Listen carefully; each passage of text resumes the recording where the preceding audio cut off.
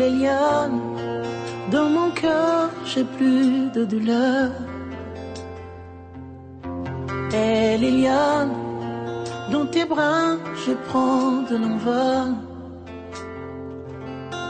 Et les lianes, dans mon âme je ne sais me retenir. Bienvenue à cette tranche de mission Foi et Vie, une émission, comme nous l'avions toujours dit, qui a pour vocation vous édifier, vous instruire, mais aussi vous recadrer dans votre marche avec le Seigneur. Et nous sommes très heureux de vous savoir très nombreux en ce moment dans cette tranche de mission Foi et Vie, dans votre chaîne Royal TV.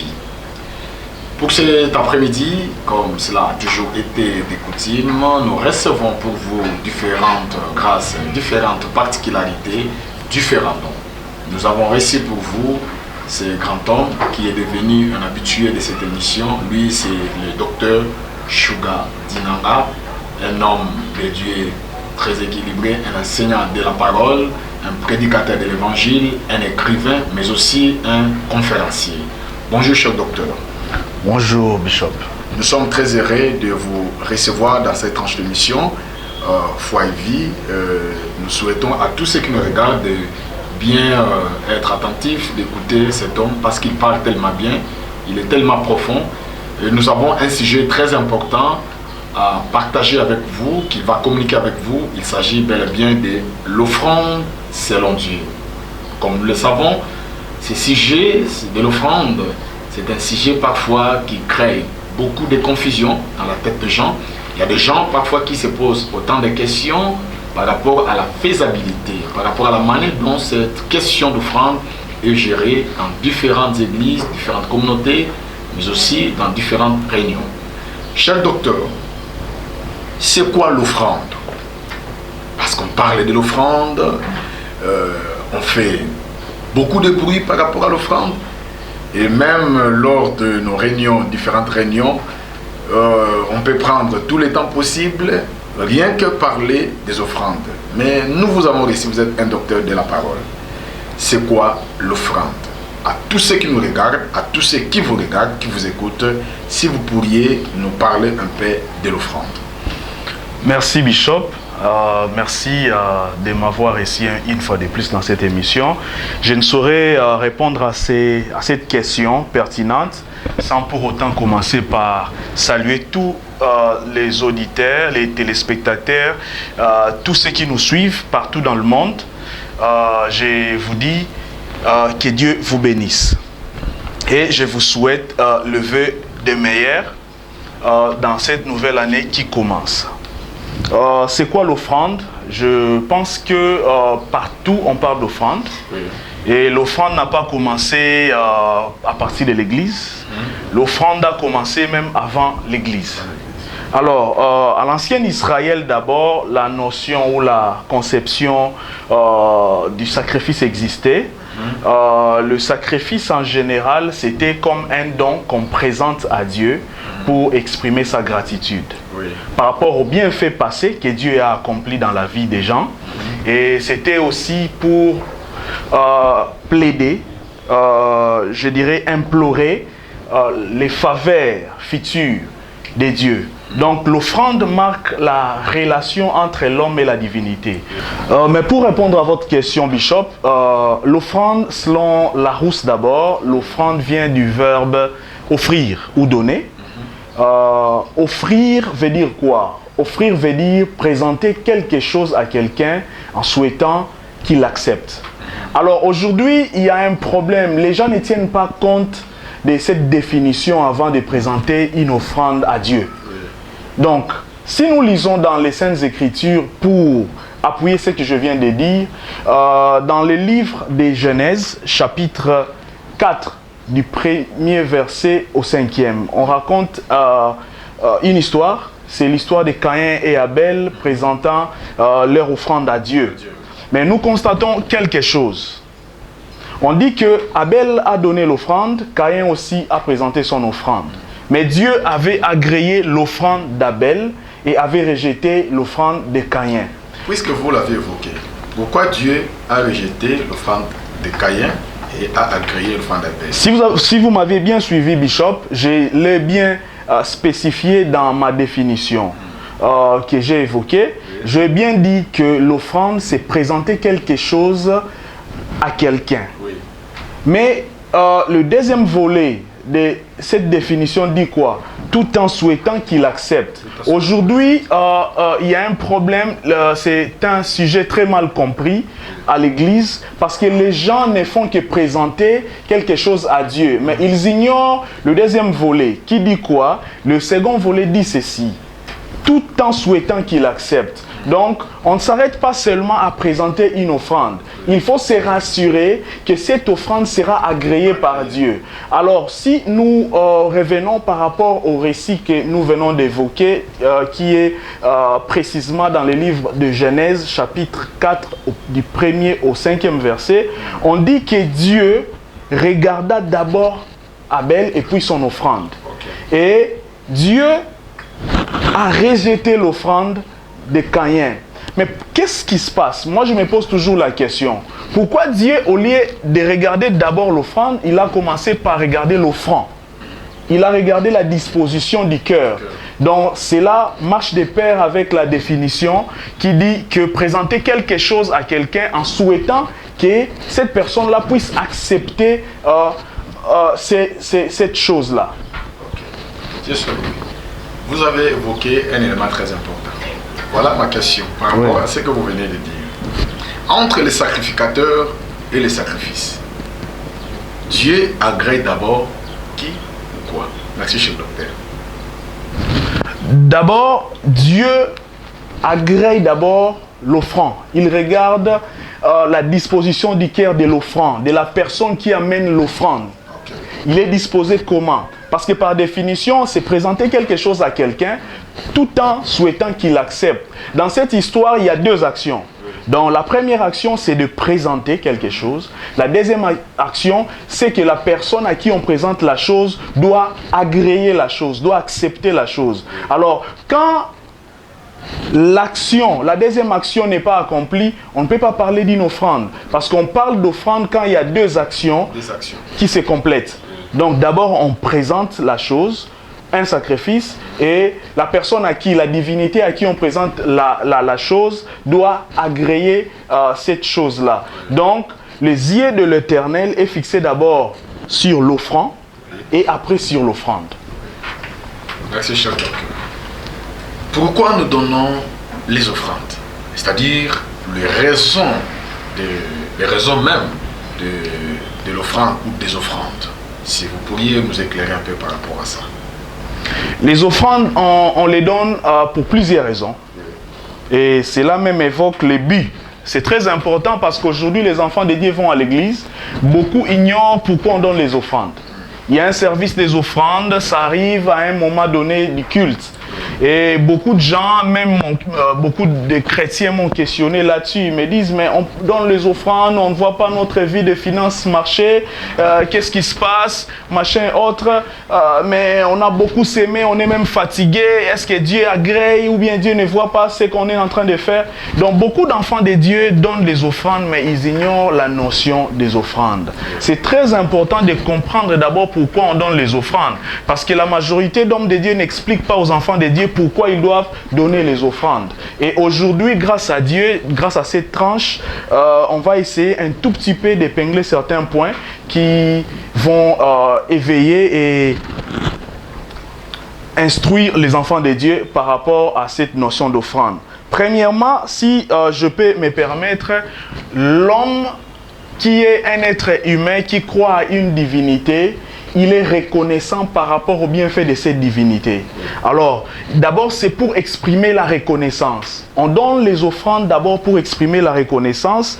Ceux qui sont à la maison, ceux qui nous suivent, peuvent lire Deutéronome chapitre 8, versets 17 à 18. Là, il est bien spécifié, c'est bien décrit dans la parole de Dieu que les offrandes, c'est pour la gratitude. Quand quelqu'un reconnaît que tout ce que j'ai, tout ce que je gagne, ma vie, je la dois à Dieu, en ce moment-là, il doit exprimer la reconnaissance. Il doit apporter une partie de ce qui lui revient. C'est un langage aussi. C'est un langage de reconnaissance. D'abord, c'est vraiment un acte d'humilité. Donc, dans l'offrande, on reconnaît qu'on n'est rien, qu'on dépend de Dieu, on dépend d'une divinité, et tout ce qu'on est, c'est grâce à cette divinité-là. Et ça, c'est la première raison. Il y a quelques raisons. Vous verrez dans les Saintes Écritures que l'offrande avait aussi un autre sens. Dans Lévitique chapitre 7, on parle de la communion. L'homme devait communier avec Dieu. L'offrande, c'était comme un repas où on amenait un sacrifice à l'autel, où dans ces sacrifices-là, prenaient part 3 personnes. Il y avait 3 entités. Il y avait le sacrificateur, il y avait l'offrand et il y avait la divinité qui prenait part. Donc il y avait dans le sacrifice une partie qu'on donnait, qui était destinée à Dieu, comme un parfum de bonne odeur. Il y avait une autre partie que l'offrand lui-même devait manger avec sa famille s'il s'amenait avec la famille, et il y avait une autre partie réservée seulement au sacrificateur, à la personne qui jouait comme le pont entre l'homme et Dieu. Donc l'offrande, c'est un repas de communion.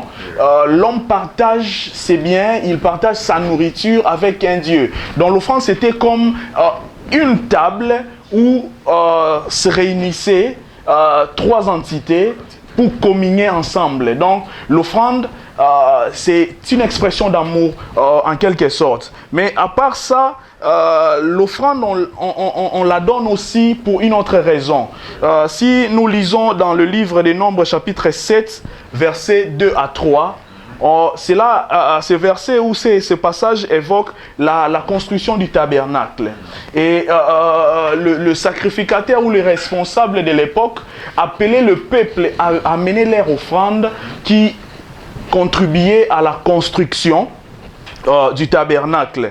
Donc les enfants de Dieu, pour la construction des églises, des temples, ils doivent aussi apporter leur contribution. Et c'est une offrande pour une raison. Donc une offrande pour une raison.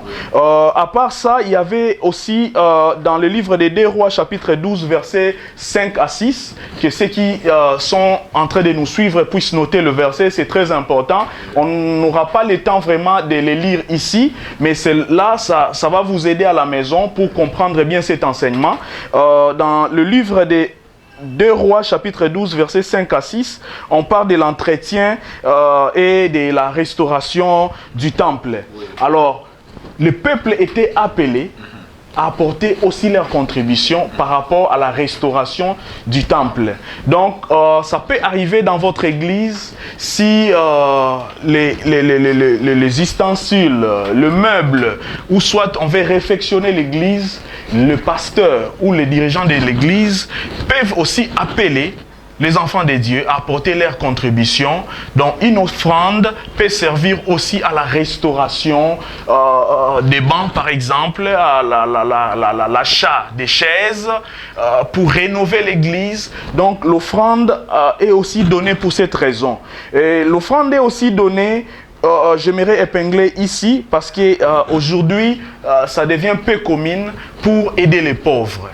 La Bible déclare, si vous lisez dans Actes chapitre 4, versets 34 à 35, là on dit que à l'église primitive, il y avait point d'indigents. Oui.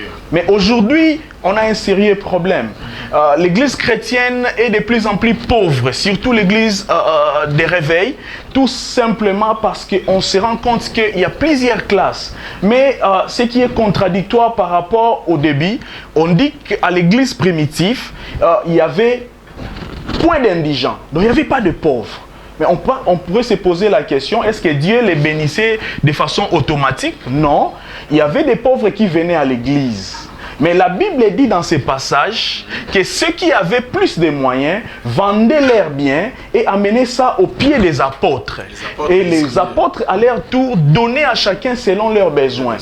L'église, c'était un centre social. Donc là, maintenant, c'est la gestion, il s'agit de la gestion.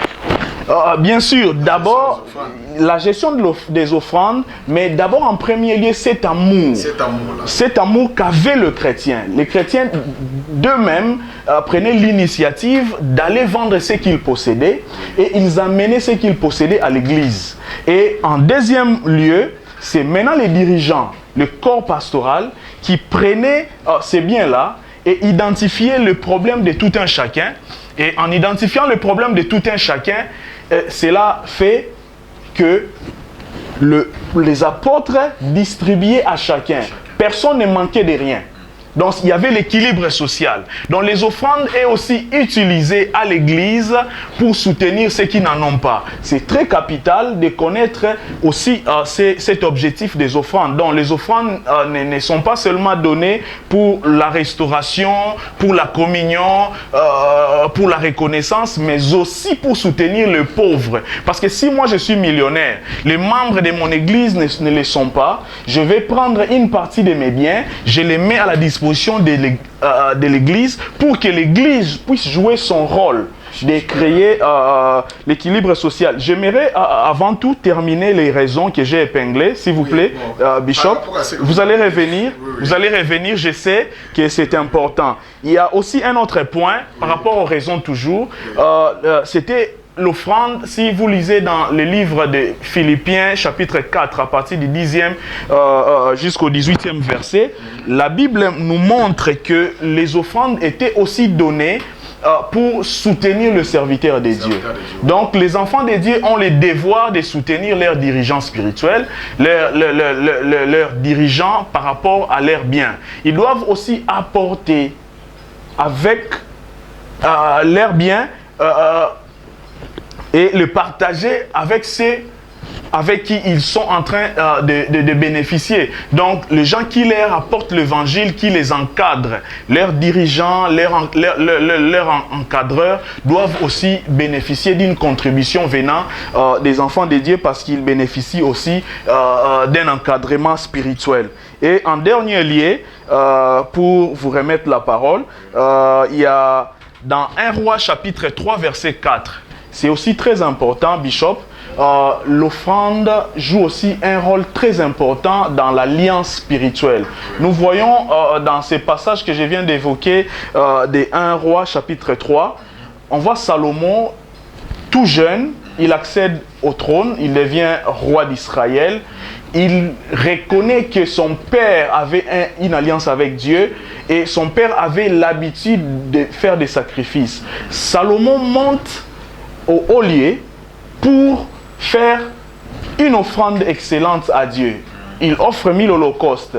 C'était juste comme une marque d'alliance. Il voulait commencer une histoire avec Dieu. Donc l'offrande joue aussi le rôle d'alliance. Je peux être là, je me dis, Seigneur, j'aimerais que tu puisses marcher avec moi, mais je suis un jeune, je n'ai pas assez d'expérience par rapport à ce que je fais, j'aimerais que tu puisses m'assister. Je prends une offrande, je l'amène devant l'autel ou à l'église.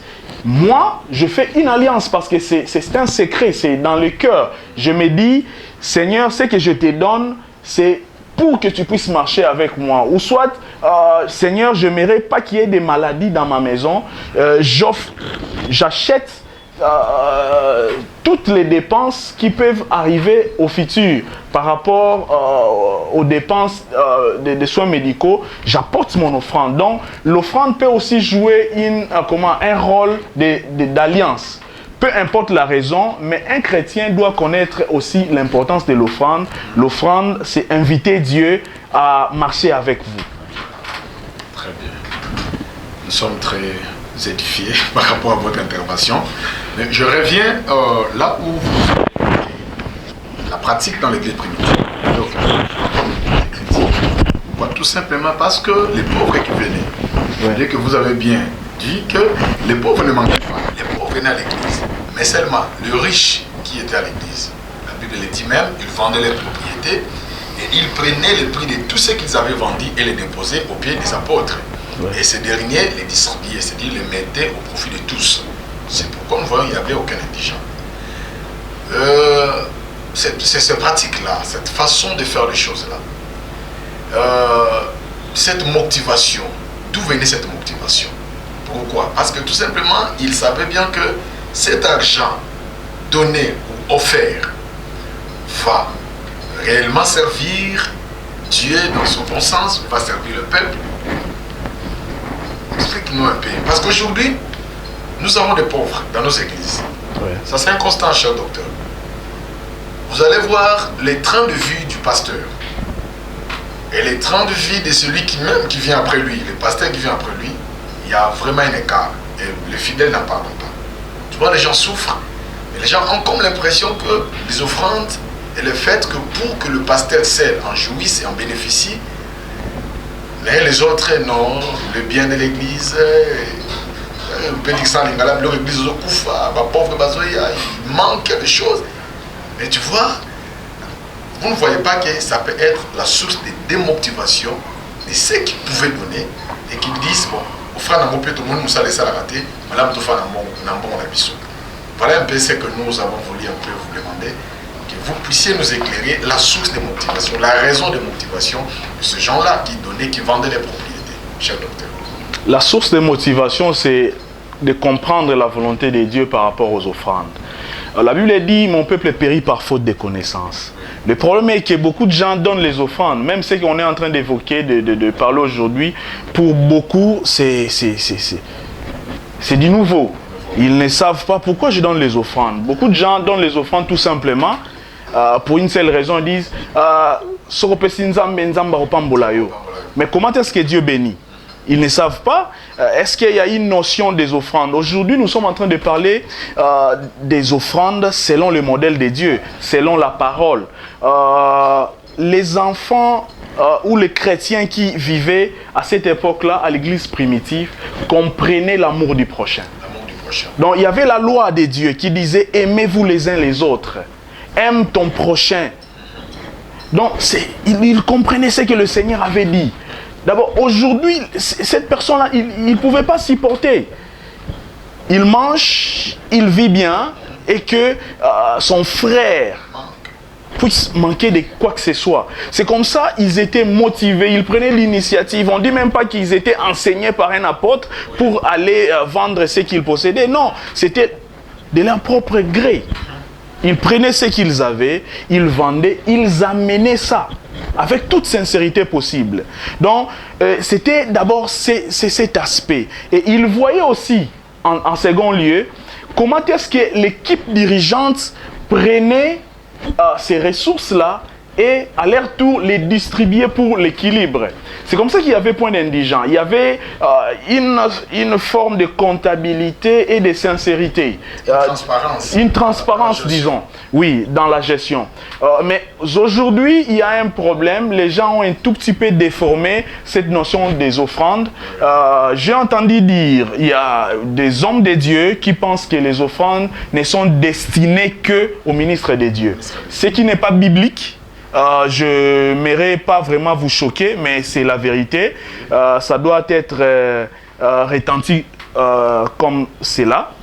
Donc, les offrandes, ici, nous voyons par exemple dans le livre des Actes, chapitre 4, versets 34 à 35, que les offrandes ne servaient pas seulement, parce qu'on a évoqué les raisons. On dit aussi que les hommes de Dieu doivent bénéficier des offrandes. Là, on n'en disconvient pas. Ils font partie des bénéficiaires, mais ils ne sont pas les seuls bénéficiaires des offrandes. Les offrandes sont aussi destinées aux enfants de Dieu qui sont dans le besoin.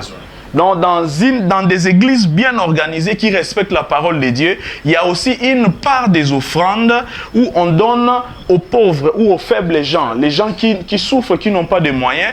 Vous pouvez identifier le faible ou le pauvre. En Israël, on définissait les pauvres en 3 catégories. Il y avait d'abord les étrangers, ceux qui n'ont pas de frères, ils n'ont pas de soutien, ils n'ont pas de maison. Il y avait le deuxième, c'était les orphelins et le veuve. Donc, c'était des pauvres, les gens qui n'avaient pas de soutien. Quand dans votre église, il y a des gens qui n'ont pas de soutien, il faut penser à eux. Dans la recette des offrandes, pensez comment est-ce que vous pouvez dispatcher un pourcentage pour servir aussi à ces gens-là, pour qu'il y ait de l'équilibre social dans l'église, parce que c'est ça aussi le rôle des offrandes. Je ne sais pas si j'ai bien répondu à votre question. Oui, nous sommes très flattés par votre intervention. Je pense que vous qui nous regardez, nous avons reçu le docteur Shuga Dinanga, comme nous l'avions présenté au début. C'est un prédicateur, un enseignant de la parole, mais aussi un conférencier, un écrivain aussi. Et quand il parle, il faut bien le suivre parce que il y a la profondeur qui sort de lui, et ce n'est pas pour rien, nous l'avons ici. C'est pour vous instruire, c'est pour vous édifier, et qu'on enlève un peu certaines confusions que nous avons parfois par rapport à certains sujets. Parce que nous avons pour vocation vous instruire, vous éduquer, mais aussi vous recadrer. Cher docteur, oui, quelle attitude doit avoir celle ou celui qui présente l'offrande à Dieu? C'est vraiment très important cette question. D'ailleurs, je l'attendais.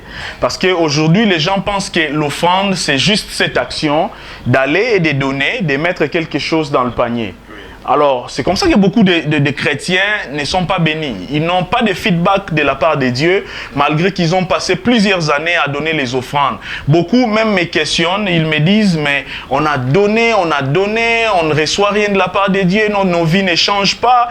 Qu'est-ce qui se passe? Est-ce que c'est Dieu la répond? Est-ce que le pasteur nous trompe? Comment ça se passe? Comment? Dans la notion des offrandes, il y a 3 éléments que j'ai épinglé au début quand j'ai évoqué le passage de Genèse chapitre 4 où on parle de Caïn et Abel. Dans cette notion, il y a 3 personnages. On a d'abord Dieu, on a l'offrande et on a l'offrande. Alors, Dieu regarde d'abord l'offrande, la personne qui apporte l'offrande. Parce qu'il faut, quand la personne qui apporte l'offrande doit savoir à qui est-ce qu'il donne. À qui est-ce qu'il donne cette offrande. Alors, quelle attitude doit avoir la personne qui amène l'offrande à Dieu? En premier lieu, je dirais, il doit avoir l'attitude de reconnaissance, d'humilité. Il doit être reconnaissant. Quand tu apportes l'offrande à Dieu, tu dois venir avec humilité. Reconnaître que tout ce que tu es, c'est grâce à Dieu. Même le souffle que tu as, tu ne l'achètes pas. C'est Dieu qui te le donne gratuitement. C'est par sa grâce que tu peux sortir le matin. Dieu te donne la force. Ce sentiment-là de révabilité vis-à-vis de Dieu. Voilà. Il y a d'abord cet aspect. La première attitude, c'est la reconnaissance. Approcher de l'autel avec humilité. Le second attitude que je peux évoquer, c'est cette attitude de ne pas avoir de contraintes quand tu apportes l'offrande. Cela est évoqué dans le livre des Nombres, chapitre 15, verset 3. On peut lire ça aussi dans le livre d'Exode, chapitre 36, verset 3. Là, on parle de donner sans crainte. C'est vraiment bien spécifié. Donc, on ne peut pas donner une offrande avec contrainte. Donc, tu donnes l'offrande, tu n'es pas content de donner l'offrande, non. Il faut donner ton offrande avec ton libre arbitre. Tu dois connaître à qui est-ce que je donne l'offrande. Tu dois être content. Avec un cœur sincère. Oui, avec un cœur sincère, tu apportes ton offrande. Et aussi, un autre point, selon la capacité de ses moyens. Oui. Il ne faut pas aller emprunter l'argent pour venir impressionner les gens. On ne donne pas à Dieu pour impressionner le pasteur, pour impressionner l'auditoire, les gens qui sont à l'assistance. Il y a beaucoup de gens, vous voyez, dans nos églises, il y a cet exercice d'appel des fonds. Et quand le pasteur dit, par exemple, qui va donner $1000, tu t'élèves, tu veux impressionner peut-être ta belle-mère, tu veux impressionner tes amis ou tes frères qui sont à l'assistance, tu amènes... Ou encore une copine, ou soit une sœur, tu t'amènes avec ça. Il faudrait que le chrétien qui s'approche de l'autel pour offrir à Dieu, il doit mettre dans sa tête que c'est à Dieu qu'il donne ça. Dieu est suprême, Dieu est le tout-puissant, Dieu est au-delà de tout. Donc, tu ne peux pas chercher à impressionner le pasteur ou attirer l'attention des fidèles tout en donnant l'offrande. Parce que seul Dieu rémunère les offrandes. Donc, quand tu impressionnes le pasteur, tu as déjà ton salaire.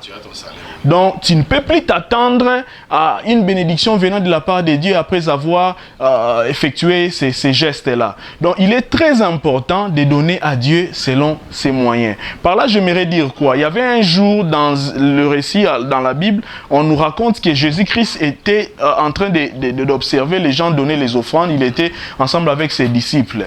Et il y a une vieille dame qui a donné les offrandes. Il a peu donné. Yes, oui. Et Jésus a dit à ses disciples, en vérité, je vous le dis, cette dame a donné plus que les autres. Cela a scandalisé. Oui, ça a scandalisé les disciples. Ils ont dit, mais Elle n'a donné qu'une seule pièce. Les autres ont... Apparemment, il n'a rien. Apparemment, il n'a rien. Maintenant, qu'est-ce qui s'est passé? Le Seigneur les a clairement expliqués. Il les a dit ceci. Cette dame a donné tout ce qu'elle possédait. Voilà. Donc, il y a un autre problème avec ces points d'attitude. Dieu ne regarde pas la quantité des offrandes, bien-aimés. Dieu regarde la qualité des offrandes. Et la qualité, c'est lié à la disposition de votre cœur. Quand vous amenez devant l'autel avec une grande quantité, pensant que Dieu agrée la quantité, vous vous trompez. C'est le pasteur, c'est le commun des mortels, les humains, l'assistance à l'église. Tous ces gens-là verront la quantité. Ils diront, waouh, il a donné 100 000 $, il a donné 50 000 $, il a donné 1000 $. Ils seront peut-être ébahis par rapport à la quantité que vous présentez à l'église pour le soutien, machin, autre, je ne sais pas. Mais seulement, Dieu regarde la disposition de votre cœur. Est-ce que vous donnez ça avec humilité?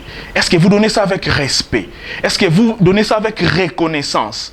Et c'est très important de connaître ces points-là. Donc, si vous lisez dans 1 Corinthiens chapitre 16, verset 2, on dit que il faut donner selon ses moyens. Donc, il est très important. Là, j'aimerais aussi évoquer un point. Pour ceux qui ont peut-être honte, ils n'ont pas assez d'argent, assez de moyens. Ils s'amènent avec un 500 francs, un billet de 1000 francs à l'église, un billet peut-être de 300 francs.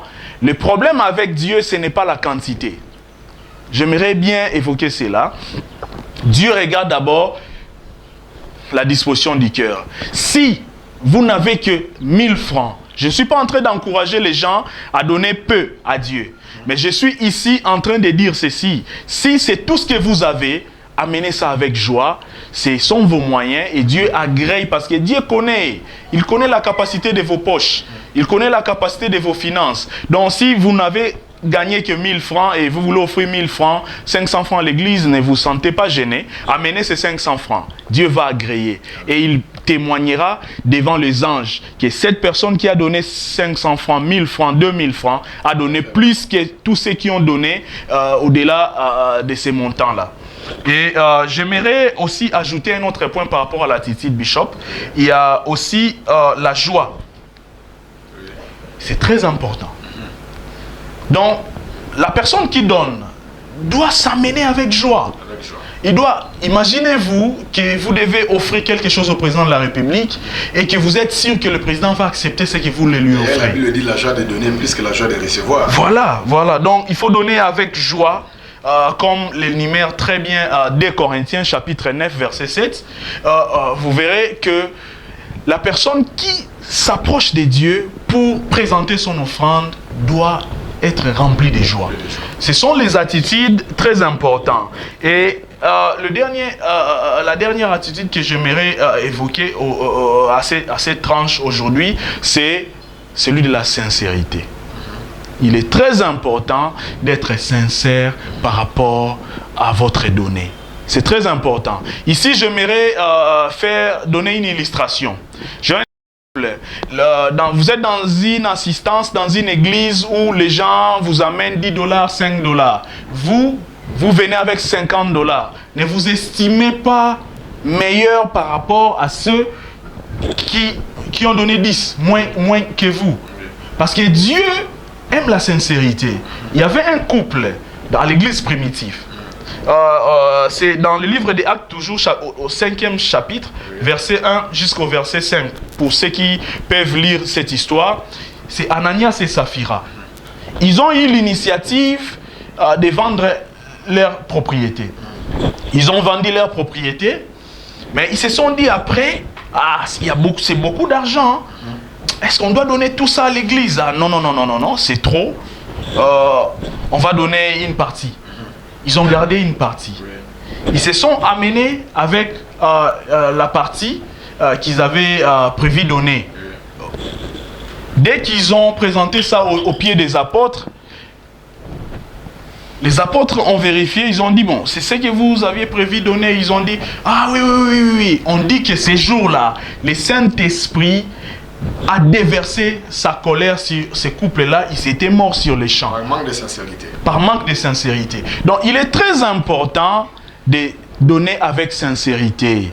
Il ne faut pas se dire, j'ai gagné $1000, si je donne $500, n'a qu'on voit mis ça va pasteur.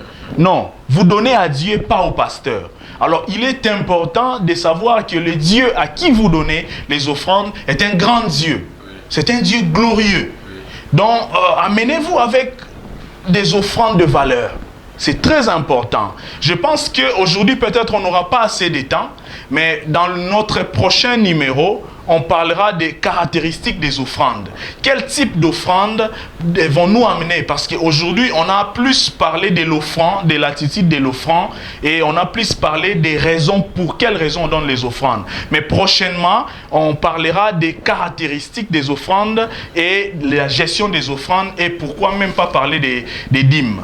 Et c'est très important d'être sincère par rapport à ce que vous donnez. Vous ne donnez pas aux hommes, au convoi Misaba Pasteur, vous donnez à Dieu. S'il faudrait donner $10 000, donnez $10 000 selon que vous avez résolu dans votre cœur. Il ne faut pas se dire, vous pouvez mentir à un pasteur. Le pasteur vous demande, ah mon frère, est-ce que vous pouvez donner $300? Vous êtes capable de donner $300, mais vous dites, non, je ne vais pas donner $300. Vous dites, pasteur, je n'ai que $80. Mais si dans votre poche, vous aviez la capacité de donner $300 et que vous ne l'avez pas fait, vous avez menti au pasteur, mais pas à Dieu. À Dieu, c'est la sincérité. Et n'espérez pas en faisant cela que vous aurez un feedback. Dieu va vous bénir. Donc, c'est pour rien, vous faites cette action-là, vous n'aurez pas une rémunération. Parce que s'il faut s'attendre à une bénédiction quelconque, il faudrait le faire avec sincérité. Donner les offrandes avec sincérité. Merci, cher docteur. Revenons un peu en arrière. Oui. Par rapport au comportement, ce que nous faisons, vous l'aviez aussi évoqué, vous l'avez dit, c'est le comportement fidèle par rapport aux offrandes. J'aimerais savoir, n'est-ce pas vous, pasteurs, vous pourriez aussi être à la base de la déviation, cette dévianisme que nous sommes en train de constater par rapport à la manière dont les offrandes se donnent à l'église. Je ne sais pas, par manque d'enseignement, je ne sais pas, c'est par cupidité de certains pasteurs. Comment expliquez-vous? Au cours d'un culte, le culte à 2 heures du temps, le prédicateur peut parler pendant 40 minutes, vous prenez la parole, vous pourriez parler des offrandes pendant plus de 30 minutes, en train de parler des offrandes. Et vous serez peut-être choqué, l'un des pasteurs, l'un de vos collègues pasteurs, qui au cours des offrandes, au cours des annonces, il dit, toi tu t'amènes chez moi avec, je ne sais pas moi, un petit montant, vous voulez que je fasse quelle prière par rapport à celui qui amène un gros montant? Vous ne voyez pas que je vais me concentrer à celui qui a donné un gros montant, tu vois un peu. Donc en fait, c'est cette façon de faire les choses ou de voir les choses, vous l'inculquez au fidèle. Le fidèle entend cela de la bouche du pasteur. Et c'est lui qui donne paix, il ne mérite pas une prière spéciale, une petite prière. Tandis que vous avez parlé d'attitude, et que la personne qui a donné paix là, c'est tout ce qu'elle avait, tout ce qu'elle avait. Il l'a fait avec son cœur, il l'a fait avec joie, avec humilité, ainsi de suite. Et il vient avec ça, le pasteur dit que parce qu'il a donné paix, il n'a pas droit à une prière spéciale. Cher docteur, n'est-ce pas? Vous, pasteur, vous êtes à la base de ce dévianisme que nous sommes en train de constater au sein de l'Église par rapport au sujet évoqué. Vous avez raison, Bishop, de vous préoccuper sur certaines pratiques qui se passent actuellement à l'Église. J'aimerais éclaircir certains points. Oui. Les offrandes, on les donne à Dieu. D'abord, ce n'est pas destiné pour plaire au pasteur. Je l'avais évoqué ici quand je parlais de certains points par rapport à l'offrande. L'offrande est destinée à Dieu. Ce n'est pas pour plaire au pasteur. Ça, c'est le premier point. La personne qui paye, où le feedback ne vient pas du pasteur, c'est Dieu qui récompense l'offrande. Si vous regardez dans les Saintes Écritures, vous verrez au commencement, il y avait 2 enfants qui ont présenté leur offrande à Dieu. Et Dieu avait accepté l'offrande de l'un, avait rejeté l'offrande de l'autre. Aujourd'hui, on n'enseigne plus ça. c'est ça le comble. Donc, le fait de donner une offrande ne garantit pas que votre offrande sera acceptée. Caïn l'avait fait. Donc, quand le pasteur demande aux fidèles d'amener les offrandes, ils doivent aussi les enseigner. C'est quoi l'offrande? À qui on donne l'offrande? Pourquoi on doit donner l'offrande? C'est exactement ce qu'on est en train de débattre aujourd'hui. C'est vraiment un sujet très riche. J'aimerais vraiment qu'il y ait même des rediffusions par rapport à ça, parce que ça va aider beaucoup des enfants de Dieu à comprendre cela. Donc, on donne d'abord l'offrande à Dieu, et c'est Dieu qui agrée l'offrande. Peu importe la dimension ou la forme de la prière que fera le pasteur ces jours-là, ça importe peu. Même si le pasteur ne prie pas pour vous. Si vous êtes sincère et vous présentez votre offrande avec toute sincérité par rapport à vos moyens, dites-vous bien que Dieu va l'agréer. Cette dame-là qu'évoque Jésus dans l'illustration dans la Bible, elle n'avait même pas reçu la prière de Jésus. Mais Jésus a témoigné devant ses disciples en disant que de tous ceux qui ont donné, cette dame a donné plus que les autres. Cela veut dire quoi? Elle sera récompensée plus que les autres. C'était son attitude, pas la quantité. Je l'ai bien dit ici, les hommes regardent, l'assistance, les hommes, le pasteur va peut-être regarder la quantité de l'offrande que vous amenez. Vous pouvez épater le pasteur, mais pas Dieu. Dieu regarde d'abord les cœurs. La Bible déclare dans Genèse chapitre 4, verset 4, Dieu regarda d'abord Abel et puis son offrande. Abel avait apporté l'offrande, mais Dieu a regardé Abel. Ce n'est pas parce qu'Abel était beau. Dieu a regardé Abel dans son cœur. Il a regardé la disposition du cœur d'Abel. Maintenant, par rapport à l'appel des fonds, aujourd'hui, il y a aussi un autre problème. Les gens pensent que à l'église, tout doit passer par l'appel des fonds pour que les caisses de l'église puissent être alimentées. C'est aussi une coutume. Une mauvaise façon de faire. Oui, les gens ont vu les autres faire. Le pasteur d'aujourd'hui ont vu les aînés le faire. Ils ont copié. Mais mon peuple périt par faute de connaissance. Dieu peut susciter un corbeau pour nourrir Élie. Donc, Dieu peut susciter, il peut instruire quelqu'un qui a beaucoup d'argent pour soutenir son œuvre. C'est l'œuvre de Dieu, ce n'est pas l'œuvre du pasteur. Aujourd'hui, il n'y a plus de foi. Les pasteurs ont peur, c'est comme ça qu'ils commencent à pratiquer l'appel des fonds, ils prennent plus de temps à faire les appels des fonds. Si nous regardons dans la Bible, il y a une seule personne qui a fait l'appel des fonds, c'est Moïse. Et Moïse l'a fait par rapport à la direction divine. Pour une raison aussi. Et pour une raison. Et vous allez constater que Moïse, quand il a fait l'appel des fonds, parce que c'était poussé par le Saint-Esprit, les gens étaient saisis. Les gens ont amené de leurs biens et il y avait même un débordement. Et Moïse a dit même arrêtez cette action-là. Mais aujourd'hui, quel est ce pasteur qui fait l'appel des fonds et qui peut dire ok, j'interromps, c'est assez.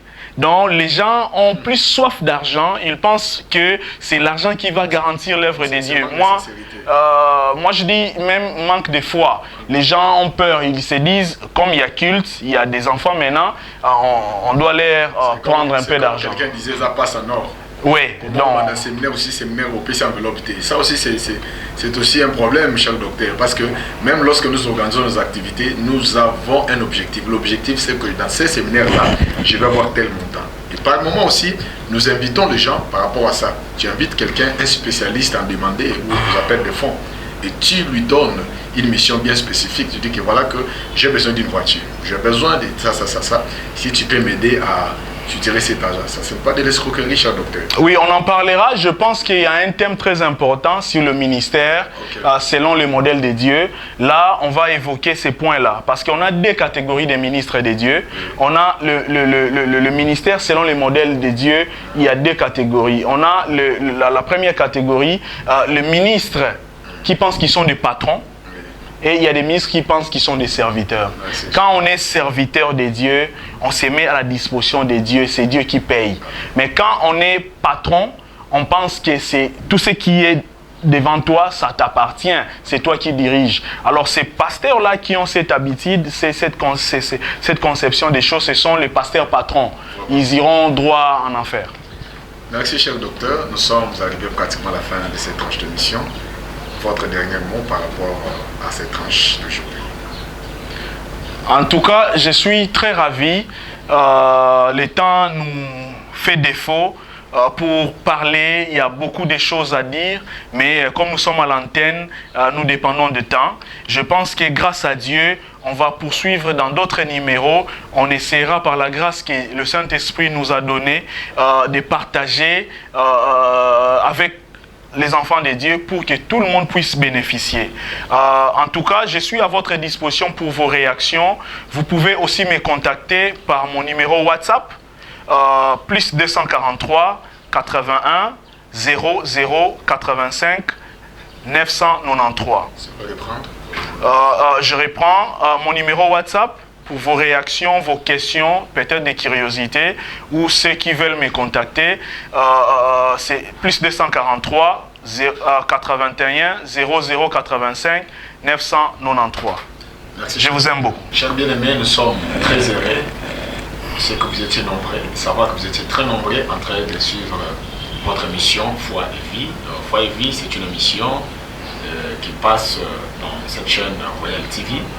Nous sommes dans le bouquet Easy, nous sommes aussi CPMP. Vous pourriez nous suivre chaque samedi à partir de 19h45 et puis chaque mercredi à 23h. Mais je pense que dans les jours qui viennent, nous aurons d'autres jours ou d'autres soirées que nous pourrions aussi vous ajouter parce que nous avons trop de demandes. Donc l'émission touche à sa fin. Nous sommes très contents pour tous ceux qui nous ont suivis. Vous pourriez nous contacter aussi sur le numéro qui est au bas de vos écrans. Pour cet après-midi, nous avons reçu pour vous ce grand homme qui vient de nous instruire richement. Il s'agit bel et bien du docteur Shuga Dinanga, un homme de Dieu bien, un écrivain, un enseignant, un conférencier. Nous l'aimons beaucoup, il parle tellement bien. Prenez contact dans notre prochain numéro. Je salue également mon caméraman, l'ingénieur Tom Mwabi, et aussi le monteur Aimé Chumanga. Que le Seigneur vous soit favorable. Ciao. Elle est liane, dans mon cœur, j'ai plus de douleur. Elle est liane, dans tes bras, je prends de l'envol. Elle est liane, dans mon âme, je ne sais me retenir.